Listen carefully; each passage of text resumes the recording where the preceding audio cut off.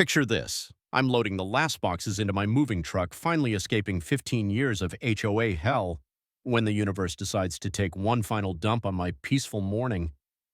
Police sirens start wailing, cutting through the suburban quiet like a chainsaw through a church service. Two county sheriff cruisers come rolling up my driveway, red and blue lights flashing brighter than a Vegas casino having an epileptic seizure. Deputies climb out with that cautious cop walk, hands hovering near their weapons like they're responding to an armed hostage situation, instead of watching a middle-aged electrician load his own damn furniture. Behind them comes a pristine silver Lexus. Out steps Vivian Thornfield, our HOA president, clutching her clipboard like it's the nuclear launch codes. "Officers, this man is illegally abandoning his HOA obligations." Then my son Marcus pulls up in his unmarked police car, and Ms. Thornfield is about to learn what happens when you call the cops on a cop's family. What would you do if police showed up while you were legally moving out of your own home? Drop a comment telling me where you're watching from. I bet your HOA has some batshit crazy stories too. Let me back up and tell you how a peaceful moving day turned into the most satisfying moment of my entire adult life, involving federal charges, constitutional violations, and watching a suburban dictator learn that some people don't stay down when you try to crush them. My name's Garrett Sullivan. I'm 48 years old, and I'm what you might call stubbornly independent. 20 years in the Army taught me to value freedom, honor, and the kind of straightforward problem-solving that doesn't involve committees, clipboards, or people who think homeowner associations are legitimate forms of government, instead of elaborate neighborhood harassment schemes. I bought my house in Willowbrook Estates 15 years ago for one reason: good schools for my son Marcus after my wife Sarah lost her battle with cancer. Single dad, military pension, steady work as an electrician, and a kid who needed stability after losing his mom when he was 11. Back then, the HOA was reasonable. Friendly neighbors, sensible rules, the kind of community where people looked out for each other instead of measuring grass with rulers and writing citations for having the wrong shade of beige on your mailbox post. Then Vivian Thornfield moved in 3 years ago and decided our neighborhood needed her special brand of corporate efficiency mixed with pharmaceutical-grade control issues, and what I can only describe as a pathological need to make other people miserable through bureaucratic harassment. Vivian was 52, recently divorced from someone who probably escaped to a non-extradition country, and channeling 20 years as a corporate compliance officer into making our lives hell through homeowner association bylaws that she interpreted like a tax attorney on methamphetamines. She had the kind of face that expensive plastic surgery couldn't quite salvage. Too much work around the eyes, a permanent expression suggesting she'd smelled something offensive but was too refined to mention it, and the supernatural ability to find violations in lawns that would make golf course groundskeepers jealous. The woman dressed like she was running board meetings at Fortune 500 companies instead of harassing neighbors about fence heights. Always business attire, perfectly styled hair, carrying that damn clipboard like she was conducting nuclear inspections instead of documenting whether someone's garden gnome violated aesthetic community standards. The harassment started small, then escalated like a government program with unlimited funding and zero oversight. Citations for my work truck being parked in my own driveway because commercial vehicles violated residential standards. Never mind that half the neighborhood drove work trucks, or that mine was cleaner than most people's kitchen tables. Grass height violations became an art form. Apparently, 2.1 inches was excessive growth requiring immediate remediation, while board members' lawns looked like they'd been maintained by drunk teenagers with broken weed whackers. The smell of fresh-cut grass mixed with diesel exhaust from my moving truck created the perfect aroma of freedom, specifically freedom from people who think measuring your neighbor's lawn is a productive use of human existence. But the masterpiece was when Vivian cited me for unauthorized outdoor equipment storage because I left a ladder leaning against my garage for 30 minutes while installing new gutters.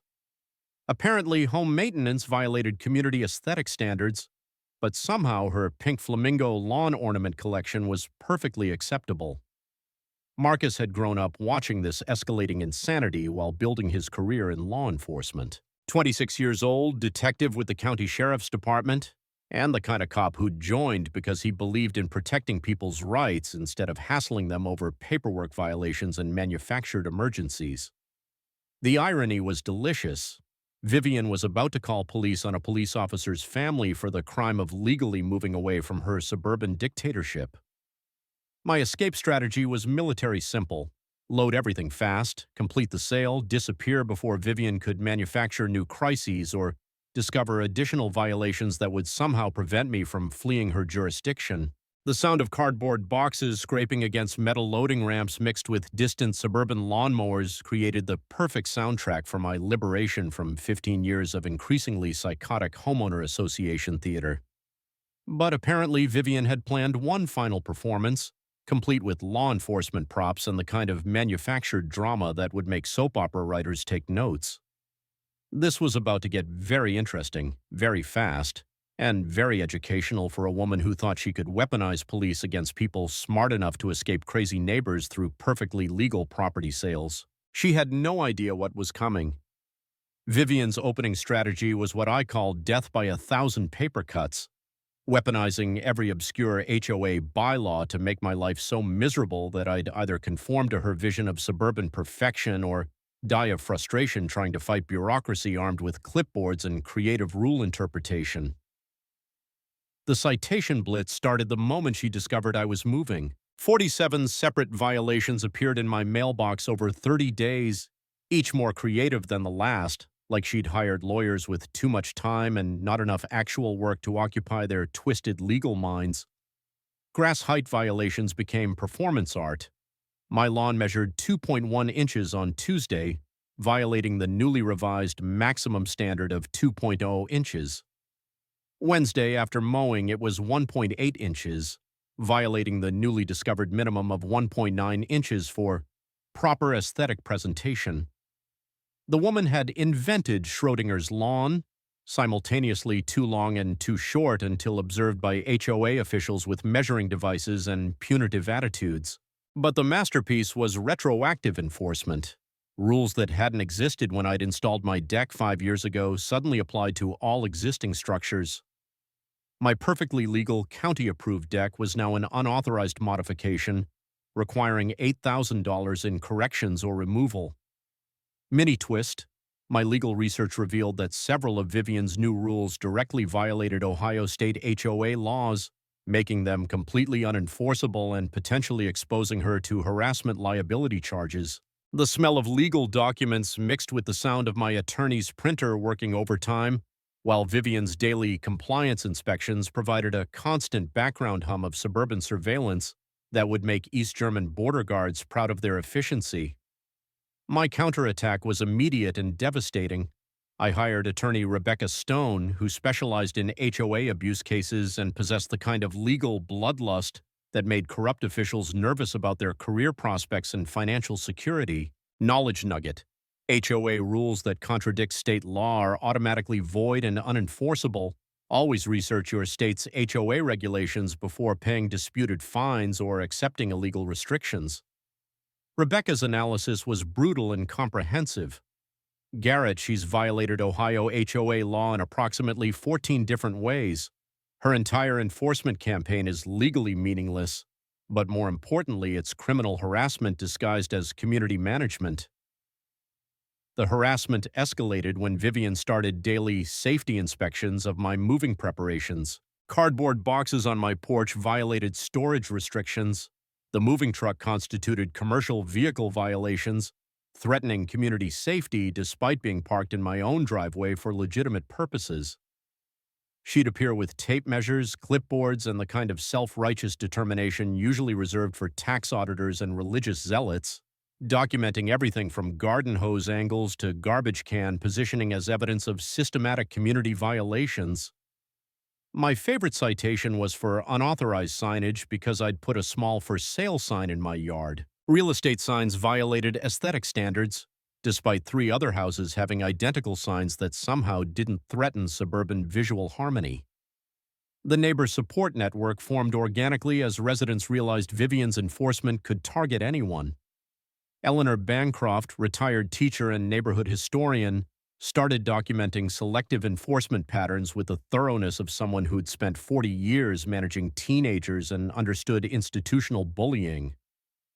That woman's turned this place into a police state with better landscaping, Eleanor whispered during one of our accidental mail encounters. Someone needs to remind her that America still has constitutional property rights. Rex Martinez, a contractor who'd worked here for 15 years, suddenly faced retaliation for supporting my legal moving efforts. His work truck generated noise complaints and commercial violations that had never existed during his previous neighborhood projects. The community division was stark. Vivian's supporters, newer residents buying into suburban perfection through authoritarian enforcement, versus longtime residents who remembered when neighbors were people instead of citation targets. But the peak absurdity was when Vivian cited me for improper outdoor lighting because my porch light was 40 watts instead of the recommended 35 watts for community-appropriate illumination. She was measuring light bulb brightness and finding it insufficiently compliant with standards existing nowhere except her imagination. My counterpunch was swift and legally devastating.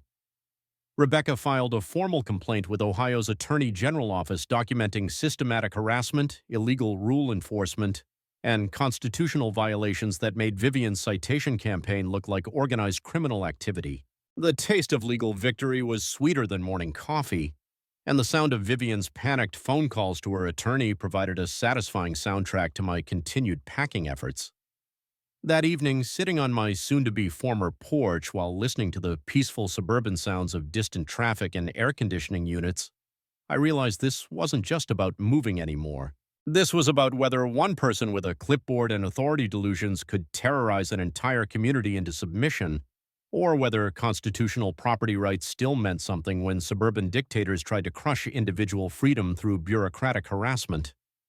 Rebecca's legal strategy was simple. Document every violation of state law, every constitutional overreach, every harassment incident, then destroy Vivian's authority through the proper legal channels while seeking damages for systematic abuse. Time to find out what happened when military veterans with legal representation fought back against HOA tyrants who'd forgotten that America still had laws protecting people from exactly this kind of neighborhood fascism. The war was just beginning, and Vivian had no idea what she'd started. When legal harassment didn't break me, Vivian escalated to actual sabotage with the creativity of a pharmaceutical executive who'd spent decades destroying competitors through regulatory manipulation and what I can only describe as weaponized quality control measures. The property damage started subtle. My sprinkler system mysteriously malfunctioned, flooding my basement storage where I'd packed irreplaceable family photos and Sarah's personal belongings. The timing was surgical, exactly 48 hours before moving day, ensuring maximum chaos and emotional devastation. The insurance adjuster found evidence of deliberate valve tampering, but proving responsibility was harder than getting honest campaign promises from politicians during election season. Security cameras had been accidentally obscured by shrubs that had somehow achieved botanical steroids-level growth overnight. But the masterpiece was moving truck sabotage, hydraulic fluid lines cut with precision suggesting either professional knowledge or someone who'd researched commercial vehicle disabled techniques with graduate-level thoroughness. Mini twist. Rex Martinez discovered that Vivian's ex-husband was a mechanical engineer who'd worked for a trucking company before their divorce, knowledge that explained both her vindictive personality and her sabotage expertise. The smell of hydraulic fluid mixed with diesel fumes and my growing rage created an aromatic cocktail that reminded me exactly why I'd spent 20 years learning military problem-solving techniques for dealing with enemies who thought money bought immunity from consequences. Because apparently some people need expensive legal education about the difference between homeowner associations and organized crime syndicates. My counterattack was immediate and professionally devastating. Rebecca Stone expanded our legal strategy to include criminal charges for property destruction, conspiracy, and harassment, while I documented everything with military precision that would make incident report instructors weep with pride. The financial warfare was psychological terrorism with suburban camouflage.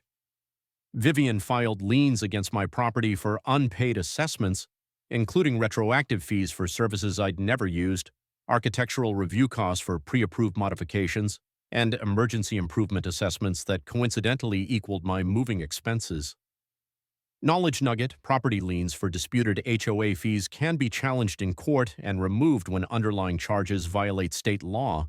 Never let invalid liens prevent legitimate property sales. Legal bills mounted like medical expenses during pharmaceutical pricing conferences.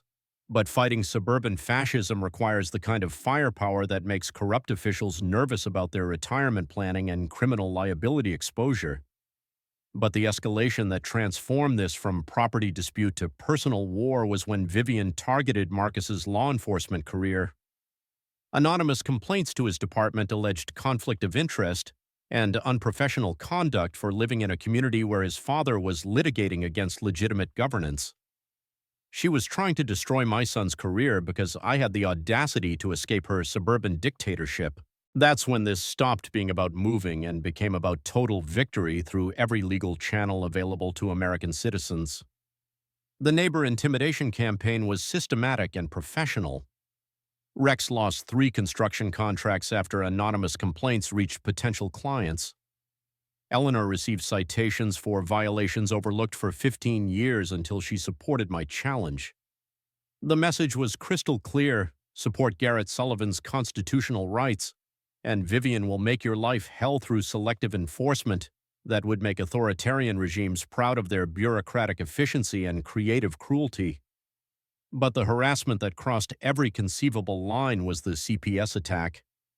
Someone, and we all knew exactly who, called Child Protective Services with anonymous reports that Marcus was living in an unstable household due to my legal troubles and anti-community behavior. A CPS investigator showed up at Marcus's apartment, forcing my 26-year-old detective son to answer questions about family stability, while Vivian's manufactured crisis played out exactly as she'd orchestrated through systematic character assassination.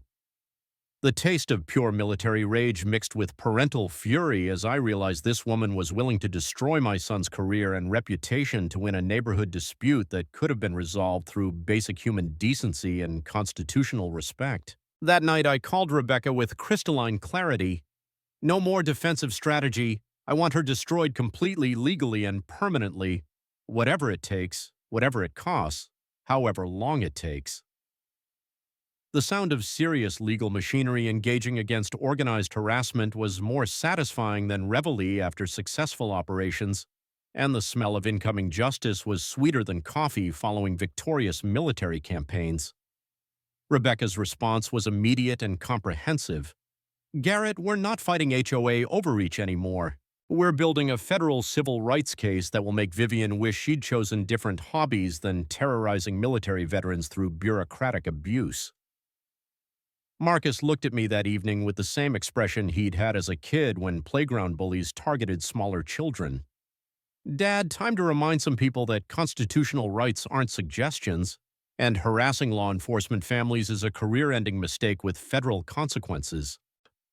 The gloves were officially off, and Vivian had just learned the hard way that some battles aren't worth picking, especially against families who'd spent decades learning how to win fights against enemies with superior resources but inferior moral authority and questionable legal standing.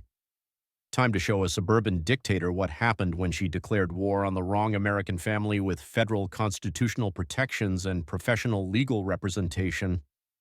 When direct sabotage failed to break me, Vivian escalated to media warfare with the kind of professional PR campaign that would make political spin doctors weep with admiration and corporate crisis managers update their resumes with career envy. She hired Suburban Communications Group, a Columbus firm that specialized in community relations and had previously convinced neighborhoods that toxic waste dumps were actually beneficial for property values and childhood development.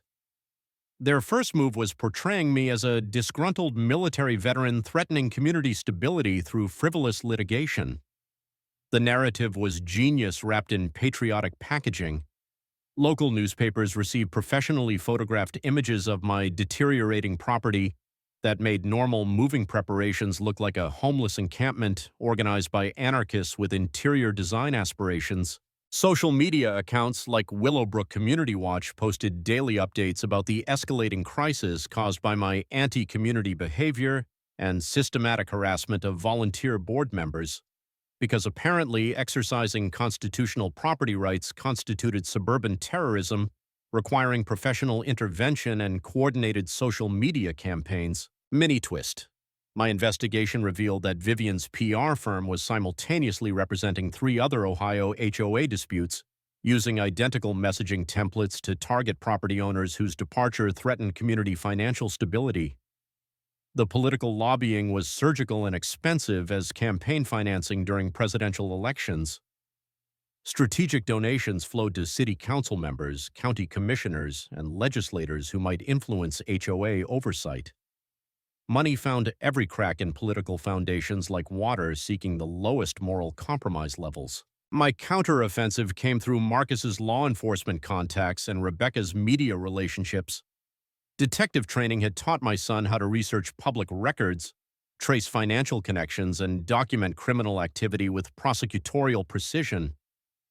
"Dad, this isn't just neighborhood politics," Marcus explained, spreading documents across our kitchen table like evidence in a major investigation. "Vivian's part of a statewide pattern, same PR firm, same tactics, same financial backers targeting property owners across multiple communities." The media attention attracted investigative journalist Jake Morrison from the Columbus Dispatch, who'd been tracking HOA abuse patterns and recognized our case as systematic property rights violations with criminal implications. His article, "Suburban Dictators: How HOA Companies Profit from Homeowner Harassment," featured our story alongside documented abuse from 6 other communities, revealing coordinated campaigns designed to prevent property sales threatening financial stability. But Vivian organized Concerned Citizens for Community Standards, a grassroots group consisting entirely of residents who'd moved here for HOA-enforced property values and apparently believed constitutional rights were optional when they interfered with real estate appreciation. Their demonstrations were suburban theater masterpieces. Protesters with professional signs gathered at City Hall demanding protection from anti-community extremists and government intervention against property value terrorism. The smell of manufactured crisis overpowered natural suburban aromas of fresh mulch and fertilizer, replaced by political manipulation mixed with expensive public relations consulting that smelled suspiciously like organized bullshit. Knowledge nugget. Public records requests can expose HOA financial relationships and management company conflicts of interest. Transparency laws apply to private associations receiving government recognition. The breakthrough came when Jake's investigation revealed that Suburban Communications Group was actually a subsidiary of Willowbrook's HOA management company. The media campaign was being funded by my own HOA dues, meaning Vivian was using community money to destroy community members who challenged her authority. The legal implications were staggering: misappropriation of funds, conflict of interest violations, breach of fiduciary duty, and fraud charges that could send board members to prison longer than most mortgage terms. Rebecca's federal case suddenly had financial crimes evidence that would make prosecutors fight for the privilege of destroying Vivian's life through proper legal channels and constitutional protections. But the nuclear weapon came from board member Patricia Wells, who had been documenting Vivian's dictatorial behavior and provided internal emails that read like criminal conspiracy manuals written by people too arrogant for operational security. "The Sullivan situation requires permanent resolution," one email stated. "Community financial optimization depends on removing disruptive elements through coordinated pressure campaigns." They'd planned my destruction like corporate restructuring, complete with timelines, budgets, and success metrics measured in constitutional violations and systematic harassment. The sound of my phone ringing with media interview requests mixed with the distant hum of suburban evening activities, air conditioners, traffic, children playing, created a soundtrack of American normalcy threatened by people who'd forgotten that some rights aren't negotiable. Rebecca's legal strategy was expanding faster than government spending during crisis seasons. "Garrett, we're not just fighting HOA overreach anymore. We're documenting a criminal enterprise that's operated across multiple communities with federal implications." Marcus looked at me with the expression he'd had as a kid when bullies picked on smaller children. "Dad, time to remind some people that constitutional rights aren't suggestions, and using community funds to terrorize residents is federal crime territory." This wasn't about moving anymore. This was about whether systematic corruption disguised as community management could destroy American families through coordinated media manipulation, financial abuse, and political pressure designed to crush resistance to suburban tyranny. Time to find out if justice still worked when wealthy criminals hired professionals to terrorize neighbors into constitutional submission. The federal case was building, and Vivian had no idea what constitutional accountability looked like when delivered by Americans who refused to surrender. The smoking gun arrived in my mailbox disguised as a misfiled legal document that would make federal prosecutors throw career advancement parties and defense attorneys consider immediate retirement to countries with favorable extradition policies. Patricia Wells had done more than provide internal emails. She'd conducted a forensic audit that revealed a criminal enterprise so systematic and well-documented that organized crime families would be impressed by the record-keeping and horrified by the amateur operational security. The financial fraud was staggering in scope and breathtaking in stupidity. Vivian hadn't just been embezzling community funds. She'd been operating a kickback scheme with vendors, inflating maintenance contracts, and directing money to shell companies owned by relatives who apparently thought money laundering was a legitimate career path. But the smoking gun was the management company connection. Willowbrook Community Management wasn't just Vivian's employer. It was a criminal organization operating identical schemes across 47 Ohio communities, systematically targeting property owners whose departure would threaten financial control over community resources. The smell of criminal desperation mixed with the fresh scent of legal documents that would send people to federal prison for decades, creating an aromatic cocktail of incoming justice that was sweeter than morning coffee after successful military operations. Knowledge nugget: HOA management companies operating across multiple communities can trigger federal RICO investigations when patterns of fraud and harassment span state lines or involve federal programs.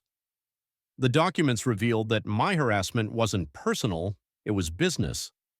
Professional, systematic, criminal business designed to maintain financial control through intimidation, fraud, and constitutional violations that would make authoritarian regimes jealous of their bureaucratic efficiency and profit margins. The conspiracy network included management executives, complicit board members, corrupt vendors, and political officials who'd receive campaign contributions in exchange for HOA-friendly legislation and selective law enforcement that ignored constitutional violations.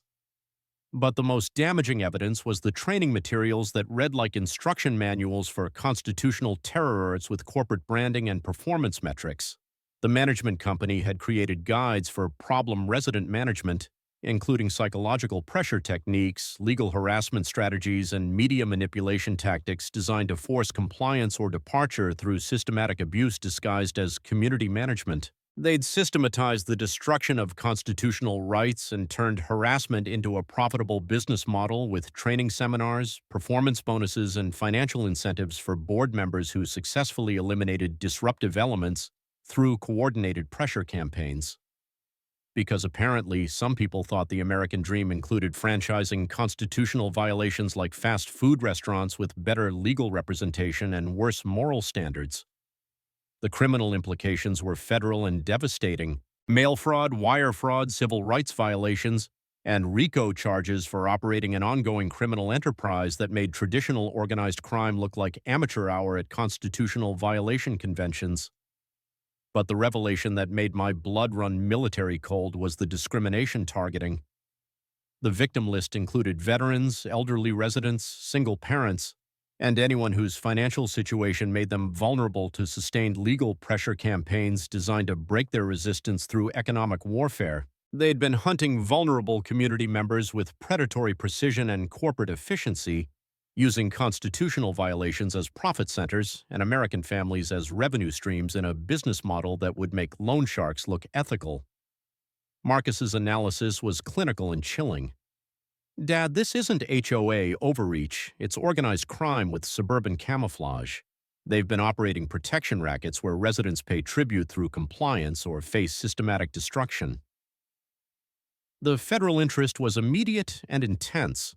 Multiple agencies were building cases that would make this the largest HOA corruption prosecution in American history, with enough criminal evidence to keep prosecutors busy for years and defendants nervous about their retirement planning. The power dynamic had completely shifted.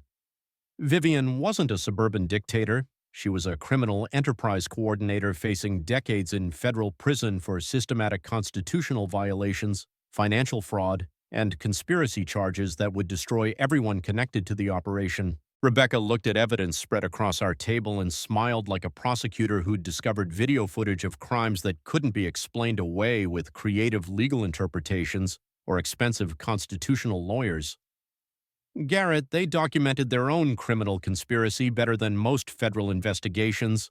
We're going to destroy their entire operation and establish precedent, protecting every American family from systematic abuse. Time to show these suburban criminals what constitutional justice looked like when delivered with federal authority and unlimited prosecution resources. Our kitchen transformed into something that looked like a cross between a federal task force command center and a law school study group. If law school study groups involved taking down organized crime networks, and the students carried both constitutional textbooks and enough evidence to make defense attorneys consider career changes to less stressful occupations like bomb disposal, Rebecca Stone assembled a legal dream team that would make Supreme Court justices jealous and white-collar criminals break out in nervous sweats about their financial futures. Constitutional law specialist Harrison Mitchell joined former federal prosecutor Jake Morrison, who'd spent 15 years putting criminals in prison and possessed prosecutorial instincts that made guilty defendants confess during lunch breaks. "This is the most comprehensive civil rights case I've seen in 20 years, Harrison explained, spreading federal precedents across our dining room table like battle plans for constitutional warfare. We're not just fighting for your property rights, we're establishing precedent protecting homeowners from systematic abuse nationwide." Because apparently some people needed constitutional law explained like they were kindergartners with law degrees and criminal tendencies who'd skipped the ethics classes. The evidence organization was beautiful in its systematic devastation of Vivian's criminal enterprise. Financial records tracing money flows looked like organizational charts for mob families. Email communications documented multi-state conspiracy. Training materials proved systematic constitutional violations so comprehensive they belonged in federal crime museums next to exhibits about organized racketeering. The constant rustle of legal documents, mixed with coffee brewing at all hours and the satisfying click of laptop keyboards building federal cases, created a soundtrack of democracy, defending itself against suburban fascism through proper constitutional channels. Knowledge nuggets for the audience: federal jurisdiction. Civil rights violations by private entities trigger federal prosecution when patterns cross state lines or involve systematic harassment. RICO applications. HOA fraud schemes qualify for organized crime prosecution when operations span multiple communities with coordinated management. Constitutional protection. Private governance cannot override federal civil rights. Document harassment patterns for federal enforcement. FBI agent Sarah Martinez looked at our evidence compilation and practically purred with prosecutorial satisfaction that would make career criminals reconsider their vocational choices and retirement planning strategies. 20 years in federal law enforcement, and I've never seen criminals document their own conspiracy this thoroughly, she said, examining financial records with the enthusiasm of someone who'd just discovered buried treasure with GPS coordinates and detailed inventory lists. They kept better records than most Fortune 500 companies. The Federal Investigation Coordination was moving with efficiency that would make military operations planners weep with envy, and criminal defense attorneys reach for antacid medication and expensive legal representation. Marcus's role had evolved from conflicted family member to lead detective on the criminal investigation. His law enforcement credentials provided credibility that made federal agencies eager to coordinate on what was becoming a landmark civil rights prosecution with national implications. "Dad, this case will change how federal authorities handle private governance abuse," Marcus explained, his detective badge catching kitchen light as he organized witness statements with the precision that makes prosecutors salivate over conviction opportunities. "We're establishing federal oversight of systematic constitutional violations." The expert witness recruitment was like assembling the Justice League of constitutional law. If the Justice League specialized in destroying suburban tyranny through federal prosecution and possessed advanced degrees in making criminals deeply regret their educational and career choices, Constitutional scholars from Georgetown and Harvard volunteered testimony. Forensic accountants traced money laundering with mathematical precision that would make IRS investigators proud. Civil rights historians provided legal framework for federal intervention in private discrimination cases. The community coalition building reached levels that would make political organizers take detailed notes on grassroots mobilization while updating their resumes with successful constitutional advocacy experience. Property rights organizations from 12 states contributed legal funding. Affected residents provided testimony. Academic institutions offered research support. Media outlets documented the systematic nature of constitutional violations across multiple communities. The Ally Network included Senator Patricia Reynolds, congressional champion of HOA reform legislation, and retired federal judge Robert Chen, providing strategic advice about constitutional precedent and federal prosecution procedures that would make law students weep with educational envy. The financial warfare preparation was comprehensive and designed to bankrupt criminals through their own legal system, which seemed like poetic justice with federal enforcement authority and unlimited prosecution resources. Treble damages under RICO statutes, civil rights violations with unlimited damage potential, legal fee recovery making Vivian's attorneys financially responsible for their own prosecution, asset forfeiture of criminal proceeds and instrumentalities.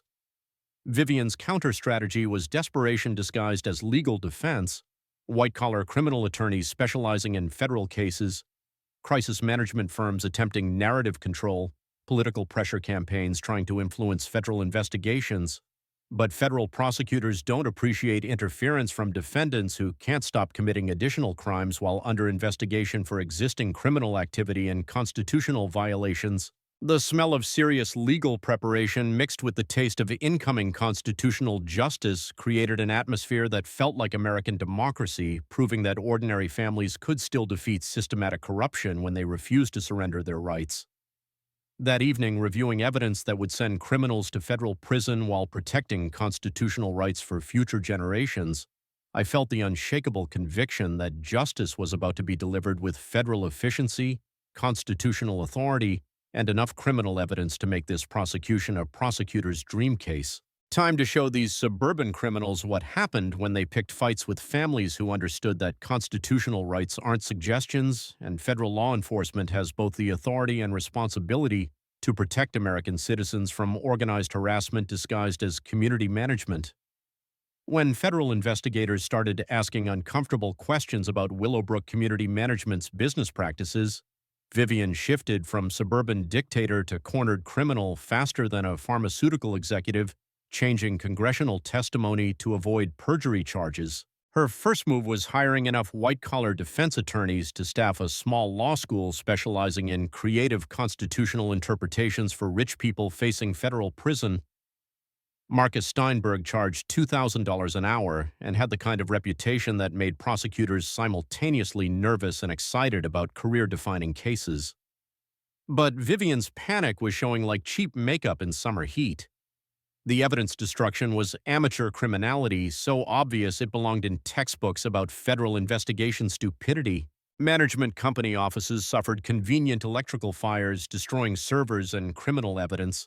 The timing was so suspicious that investigators probably added arson charges before the fire department finished documenting the scene. Mini twist: FBI computer forensics recovered everything from supposedly destroyed drives, plus discovered Vivian had been secretly recording video conferences with co-conspirators as insurance against betrayal, evidence that would destroy her entire network. The sabotage escalated to environmental terrorism designed to frame me while committing federal crimes. Someone contaminated my water supply with industrial chemicals, then called EPA claiming I was dumping toxic waste. The metallic taste of contamination mixed with rage as I realized criminals were poisoning my property to frame me for their crimes. Equipment destruction became weekly vandalism with federal implications, moving truck sabotage, property damage, utility interference escalating to levels triggering witness protection protocols, because some people can't stop committing crimes while under FBI investigation. But Vivian's desperation reached peak stupidity with the bribery attempt that would make prosecutors throw career parties and defense attorneys consider retirement to non-extradition countries. She arrived looking like she'd slept in her Lexus, wrinkled designer outfit, smeared makeup, face displaying genuine terror instead of pharmaceutical executive arrogance mixed with HOA delusions.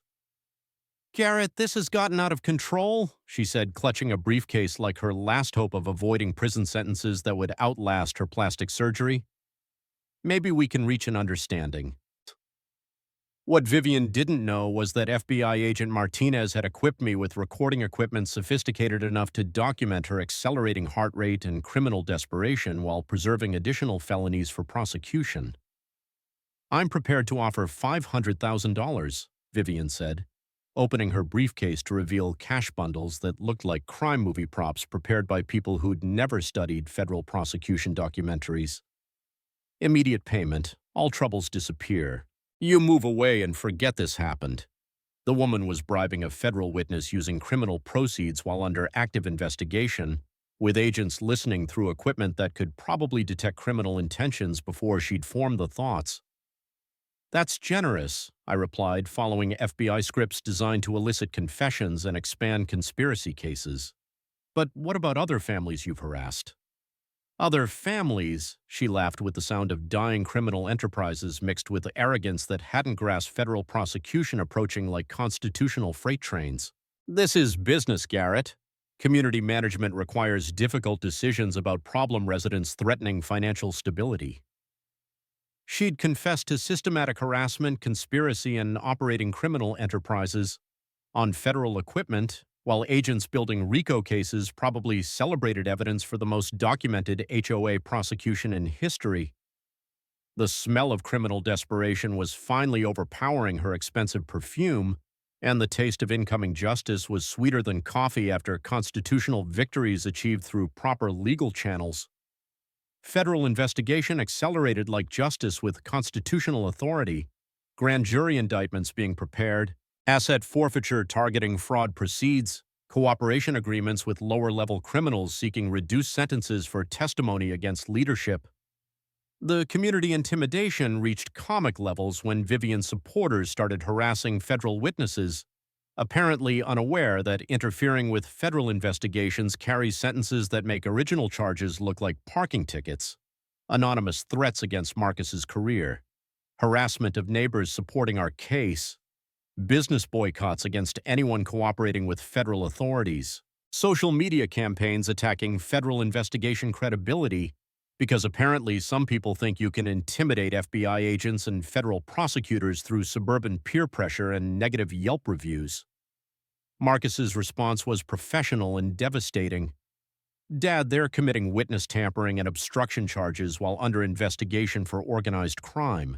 Federal prosecutors love defendants who can't stop providing additional evidence." The federal coordination was comprehensive and expanding daily. Multiple agencies building cases spanning organized crime, civil rights violations, financial fraud, and environmental crimes that would keep prosecutors busy for years. But the sweetest moment was when Agent Martinez called with updates that sounded like prosecutor Christmas morning, wrapped in constitutional justice and federal authority. "Garrett, she just graduated from HOA tyranny to federal organized crime defendant. We're talking RICO charges, civil rights violations, and conspiracy counts that carry sentences longer than most people's mortgages." That evening, sitting on my porch listening to peaceful suburban sounds, air conditioning, distant traffic, children playing, while federal agents processed evidence that would send criminals to prison and protect constitutional rights for future generations, I felt something approaching satisfaction. Justice was coming with federal efficiency, constitutional protection, and enough criminal evidence to make this case a prosecutor's dream and defense attorney's nightmare. Some people never learn when federal investigators are building comprehensive cases against systematic constitutional violations disguised as community management. The reckoning was federal, immediate, and permanent. Federal pressure intensified like a summer thunderstorm in Ohio. You could feel electricity building, smell the ozone of incoming justice, and hear prosecution thunder rolling toward Vivian's criminal empire and everyone stupid enough to participate in systematic constitutional violations. Grand jury indictments landed like lightning strikes, each carrying federal felony charges that could send criminals to prison longer than mortgage terms. Wire fraud, mail fraud, conspiracy, racketeering, civil rights violations, and my personal favorite, attempting to bribe federal witnesses while under investigation for organized crime. Because apparently some people graduated from criminal school with degrees in making everything worse through additional federal crimes. The asset forfeiture was comprehensive and devastating. Federal agents seized properties, accounts, vehicles, and portfolios faster than vultures on roadkill. Vivian's Lexus, upscale condo, designer handbag collection all became evidence in career-defining prosecution material. Mini twist. Federal wiretaps revealed Vivian's nuclear option. She'd contacted organized crime figures from her pharmaceutical days, trying to hire actual criminals to permanently resolve witness problems through violence that escalated her charges to domestic terrorism. FBI response was swift and decisive. Within hours, federal marshals had Vivian under surveillance while building charges that made her existing problems look like parking violations compared to conspiracy to commit murder. Agent Martinez called with updates that sounded like prosecutor Christmas morning. Garrett, she just graduated from suburban dictator to potential domestic terrorist. We're talking federal conspiracy charges carrying life sentences. The community mobilization reached fever pitch as word spread through property rights networks. Our suburban liberation rally grew from local support to national constitutional demonstration faster than wildfire in drought season. 300 supporters gathered at our community center, creating atmosphere electric with civic engagement that makes corrupt politicians nervous. The sound of families arriving from multiple states mixed with righteous conversation and barbecue smoke from people who'd driven hours to witness federal justice. National television crews transformed our quiet neighborhood into constitutional rights headquarters. Satellite trucks lined streets. Generators hummed constantly. Reporters practiced lines that would carry our story across America. Marcus stood beside me, 26 and proud as his mother would have been, watching federal law enforcement prepare to arrest criminals who'd tried to destroy families through harassment disguised as community management. "Dad, did we cause all this?" "Iwa," he asked, gesturing at the media circus and federal demonstration. "No, son, we just refused to surrender constitutional rights. Everything else was law enforcement doing their job and Americans standing up for principles." A rancher from the crowd shouted, "That woman tried to steal your house." A veteran added, "Constitutional rights aren't negotiable." Children pointed excitedly. "Are those the bad people on TV?" Vivian's final appearance was criminal self-destruction that law schools would study as defendants, providing evidence for their own prosecution while cameras documented everything. Against her attorney's desperate advice, she arrived with hired protesters and manufactured outrage that fooled absolutely no one with functioning brain cells. "This is government tyranny," she screamed to federal agents, cameras, and 300 witnesses who'd gathered to watch constitutional rights get federally protected. Private community governance is being destroyed by environmental extremists and government overreach. The irony was so thick you could serve it at constitutional conferences as an example of criminals who never learned when to stop talking, while prosecutors took notes for sentencing hearings. Federal marshals maintained professional order, but you could see amusement watching someone dig their legal grave deeper while providing additional conspiracy evidence. The political bombshell dropped when FBI agents arrested County Commissioner Bradley Morrison during live coverage for accepting bribes and coordinating with criminals to violate constitutional rights through selective enforcement. 2 more officials resigned within hours. State HOA oversight dissolved overnight. Municipal attorneys started cooperation agreements faster than teenagers confessing with overwhelming evidence. But the most satisfying moment came when agents approached Vivian mid-rant with enough backup to handle organized crime or one desperate criminal with violent conspiracy connections. "Ma'am, you're under arrest for conspiracy, racketeering, civil rights violations, environmental crimes, and conspiracy to commit violence against federal witnesses," Agent Martinez announced with satisfaction that makes careers worthwhile. "You have the right to remain silent," which would have been excellent advice 6 months ago. The crowd erupted like football stadiums during championship victories. Cameras flashed as agents placed handcuffs on someone who'd thought money made her untouchable by constitutional law and federal consequences. An elderly veteran wiped tears, saying, "Finally, someone stood up to these bullies." A young mother hugged her children, explaining, "This is what happens when good people fight for what's right." The sound of handcuffs clicking while 300 witnesses celebrated constitutional victory was sweeter than church bells announcing federal justice in suburban America. Standing there watching federal agents process criminals who'd threatened our family while supporters celebrated constitutional principles, I felt the unshakable conviction that sometimes good people can still defeat systematic corruption when they refuse to surrender American rights to suburban dictators with clipboards and criminal intentions. Some battles are worth fighting, especially when criminals underestimate constitutional principles and federal law enforcement with unlimited resources and comprehensive understanding of exactly how much trouble they're facing. The hunter had become the hunted, and these suburban predators were learning what accountability looked like when delivered with federal efficiency. Our suburban community center had never hosted anything like it. 300 people packed the parking lot, creating the most righteous gathering Willowbrook Estates had seen since construction, complete with federal agents, constitutional lawyers, and enough media coverage to make presidential campaigns jealous. Television trucks lined residential streets like a technological parade of constitutional journalism. Satellite dishes pointed skyward, generators hummed, and barbecue smoke mixed with the distinctive aroma of righteous anger that comes from Americans watching criminals try to steal constitutional rights through systematic harassment.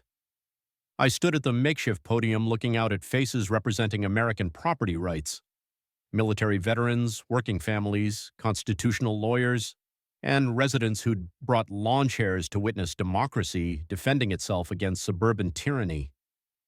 6 months ago, I began, my voice carrying across the crowd and through live feeds.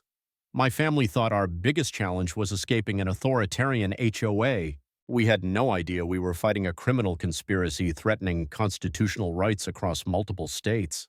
The crowd murmured like disturbed bees as I displayed evidence that federal investigators had compiled into charges sending organized criminals to prison for decades.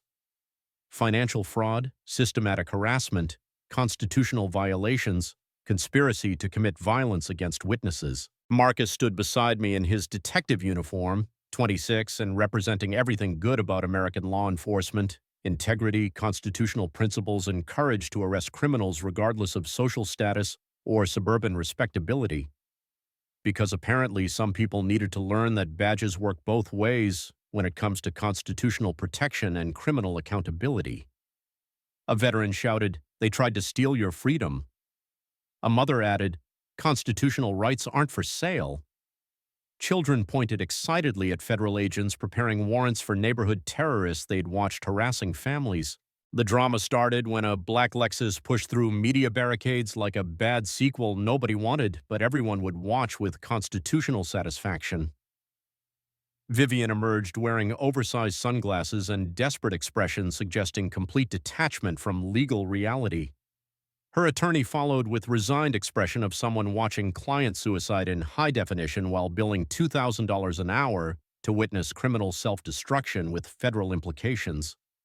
"This is constitutional terrorism." Vivian's voice cut through the crowd like fingernails on chalkboards mixed with death rattles of dying criminal enterprises. "Federal agents are destroying legitimate governance to appease extremists and government overreach." The crowd's response was immediate and deafening. 300 voices in unified disagreement created sound walls that probably registered on seismic equipment in neighboring counties. An elderly woman yelled, "You're the terrorist lady." A contractor added, "Criminals belong in prison." Teenagers chanted, "Lock her up," with enthusiasm that would make political rallies jealous. The mic drop moment came when Marcus stepped forward, detective badge gleaming in television lights. With federal warrants and enough backup to handle organized crime or one desperate criminal with violent conspiracy connections. "Ms. Thornfield," Marcus announced, his voice carrying constitutional authority and satisfaction of someone who'd watched criminals destroy themselves through additional felonies. "I'm Detective Marcus Sullivan, and you're under arrest for conspiracy to violate civil rights, racketeering, fraud, and conspiracy to commit violence. When private entities systematically violate constitutional rights through organized harassment, Federal law enforcement protects American families from domestic terrorism disguised as community management. The crowd erupted like stadiums during constitutional championships. Cameras flashed as agents placed handcuffs on someone who thought money made her untouchable by accountability, consequences, or criminal law. But the sweetest vindication came when FBI agents simultaneously arrested County Commissioner Bradley Morrison during live coverage. The sight of an elected official led away in handcuffs sent shockwaves through political establishments and probably caused emergency shredding in corrupt offices across multiple jurisdictions. Agent Martinez took the podium with federal authority. Today marks the end of systematic constitutional violations disguised as community management. Federal prosecutors have dismantled a criminal organization threatening property rights and individual liberty across multiple states. The constitutional impact was immediate and comprehensive.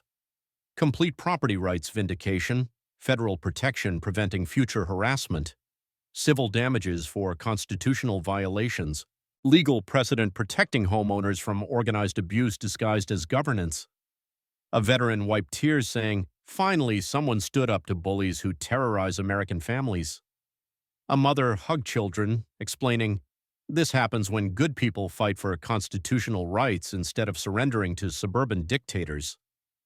The taste of constitutional victory was sweeter than morning coffee, and handcuffs closing on criminals who'd tried to steal our heritage was more satisfying than any music ever composed. Standing before that crowd, watching federal agents process criminals while supporters celebrated constitutional justice, with my son proudly wearing his badge and representing American law enforcement integrity, I felt something I hadn't experienced since Sarah died.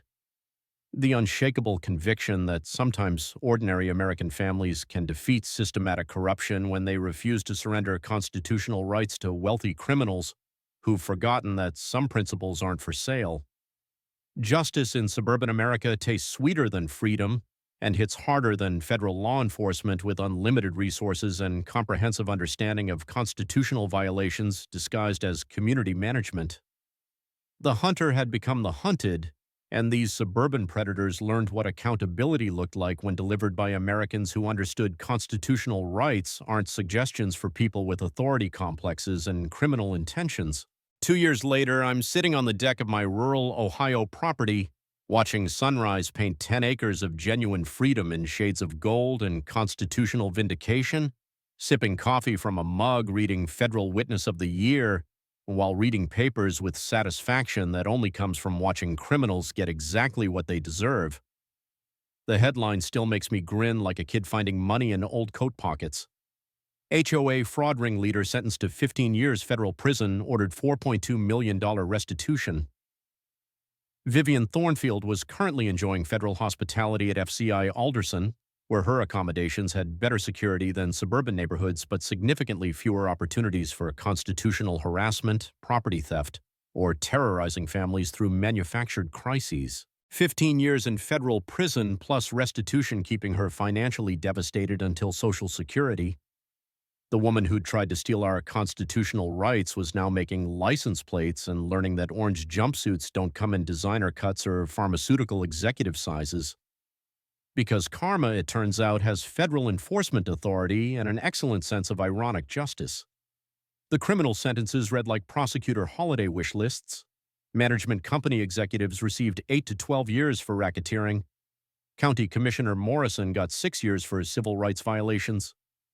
Even vendors participating in kickback schemes received federal time, proving constitutional violations carry extra penalties when prosecutors have unlimited resources.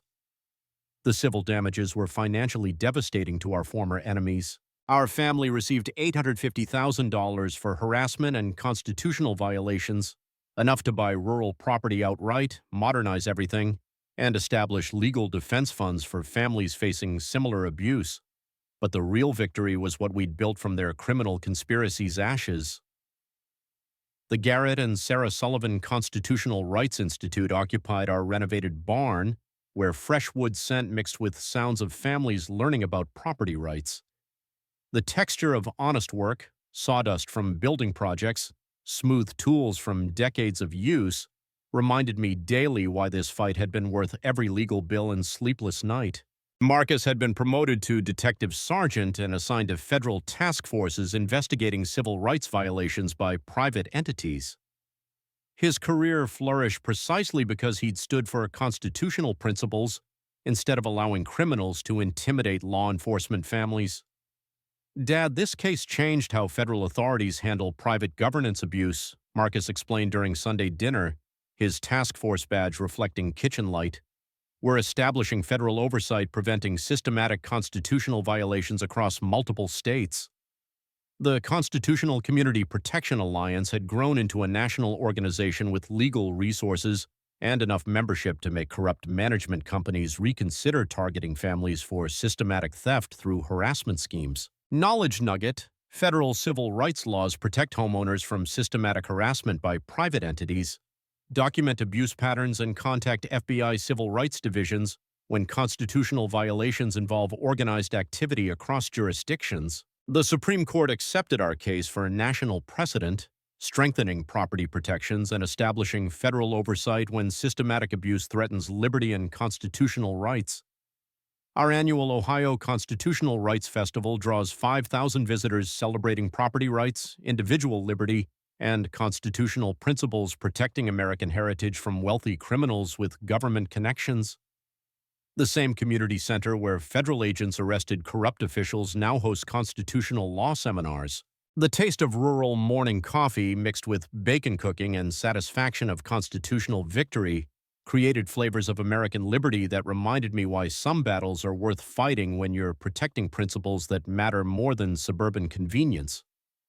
Because apparently some people needed expensive federal education about the difference between community management and organized crime syndicates with clipboards and authority complexes.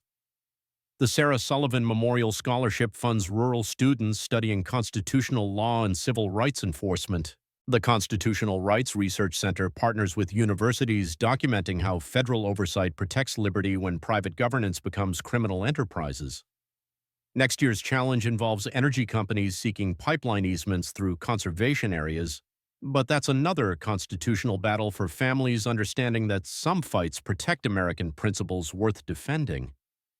The sound of rural morning, birds singing, distant equipment, honest work beginning, mixed with coffee and constitutional freedom, created symphony of liberty that generations would recognize as rights defended and preserved. Standing on my deck, breathing fresh country air mixed with satisfaction of constitutional victory, watching Marcus arrive for Sunday dinner in his federal task force vehicle, I felt the deep contentment that comes from knowing we'd not only survived systematic harassment but transformed it into protection for thousands of American families. The smell of Sunday dinner cooking mixed with rural freedom and constitutional justice reminded me that sometimes ordinary families can still defeat corruption when they refuse to surrender rights to suburban dictators who forgot that American principles aren't negotiable. Drop a comment with your own HOA nightmare story. Let's keep defending constitutional freedoms together. And if you want to see more victories against government overreach and corporate corruption, hit that subscribe button. Because constitutional justice still means something when families refuse to surrender heritage to criminals who thought badges, clipboards, and federal investigations were just suggestions for people with money and authority complexes.